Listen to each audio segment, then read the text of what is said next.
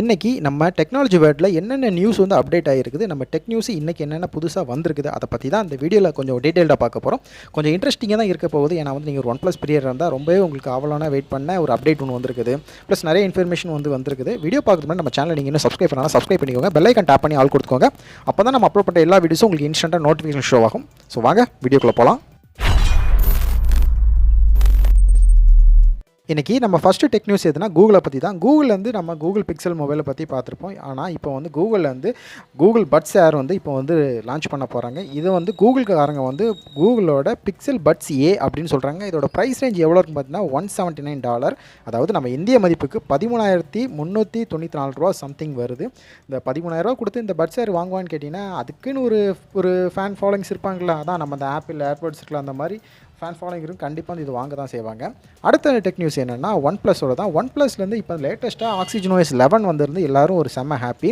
ஏன்னா அதில் oxygen OS 11 வந்து ரொம்பவே ஸ்மூத்தாக இருக்குன்னு வந்து சொல்லிட்டு இருக்காங்களா. இப்போ அதனோட மார்ச் அப்டேட் வந்து இப்போ கொடுத்துருக்காங்க. இதோட வெர்ஷன் வந்து 11.0.0.2 அப்படின்னு சொல்கிறாங்க. இது வந்து எந்த மொபைலுக்குலாம் சப்போர்ட்னா, நீங்கள் OnePlusல வந்து 770 இதுக்கு மேலே நீங்கள் மொபைல் வச்சுருந்தா கண்டிப்பாக இந்த மார்ச் மாதம் கூட உங்களுக்கு செக்யூரிட்டி அப்டேட் வந்து கண்டிப்பாக வந்திருக்கும். அடுத்த டெக் நியூஸ் எதை பார்த்தீங்கன்னா ஹுவாயை பற்றி தான். ஹுவாயிலேருந்து புது மொபைல் எதுவும் வருது அப்படின்னு கேட்டிங்கன்னா மொபைல் எதுவுமே வரல. ஹுவாயில் வந்து இப்போ வந்து எலக்ட்ரானிக் பைக் வந்து இந்த வருஷம் வந்து லான்ச் பண்ண போகிறதா சொல்லியிருக்காங்க. அதனுடைய வேலைகள் வந்து ஆல்ரெடி வந்து நாங்கள் ஸ்டார்ட் பண்ணிட்டோம். இந்த வருஷம் இந்த 2021 கண்டிப்பாக வந்து நாங்கள் எலக்ட்ரானிக் ஸ்கூட்டர் பைக் வந்து கண்டிப்பாக நாங்கள் லான்ச் பண்ணிடுவோம்னு சொல்லியிருக்காங்க.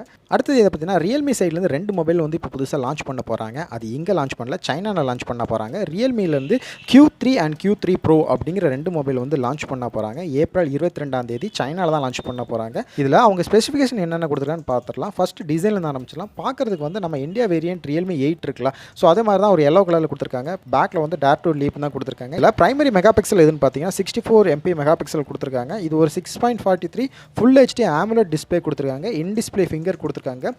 4500 mAh பேட்டரி இதில் கொடுத்துருக்காங்க. இதில் 65 வாட்ஸ் கொண்டான சார்ஜிங் சப்போர்ட் வந்து இதில் கொடுத்துருக்காங்க. அடுத்தது நீங்கள் கேட்குறது ப்ராசஸர். இதில் வந்து டைமண்ட் சிட்டியோட 1100 அப்படிங்கிற ப்ராசஸர் சிப்செட் தான் அதில் யூஸ் பண்ணியிருக்காங்க. 1100 எங்கேயோ கேள்விப்பட்டிருக்கீங்களா? நோக்கியாவோட ஒரு ஃபேமஸான மொபைல், அந்த சிப்செட் தான் இதில் யூஸ் பண்ணியிருக்காங்க. இது ஒரு 5G சிப்செட். ஸோ நான் முதலே சொன்ன மாதிரி 2 மொபைல் சொன்னேன்ல, ஒன்று வந்து Q3, அது ஒரு normal 4G mobile, and Q3 Pro. So bro variant வந்து 5G மொபைலாக லான்ச் ஆக அதிகபட்சம் வாய்ப்பு இருக்குது. நம்ம ஹேக்கர்ஸ் வந்து இப்போ எல்லாருமே ஸ்மார்ட் மொபைலை ஹேக் பண்ணுறதை விட்டுட்டு இப்போ எல்லாமே நம்ம பெரிய பெரிய சர்வரை வந்து இப்போ ஹேக் பண்ண ஆரம்பிச்சிட்டாங்க. நம்ம டாமினோஸோட இந்தியாவோட சர்வர் இருக்கலாம், அது வந்து 13 TBக்கு இருக்கிறதா சொல்லியிருக்காங்க. அந்த 13 TB சர்வரையும் வந்து ஹேக் பண்ண ட்ரை பண்ணியிருக்காங்க. பட் அவங்களால முடியல.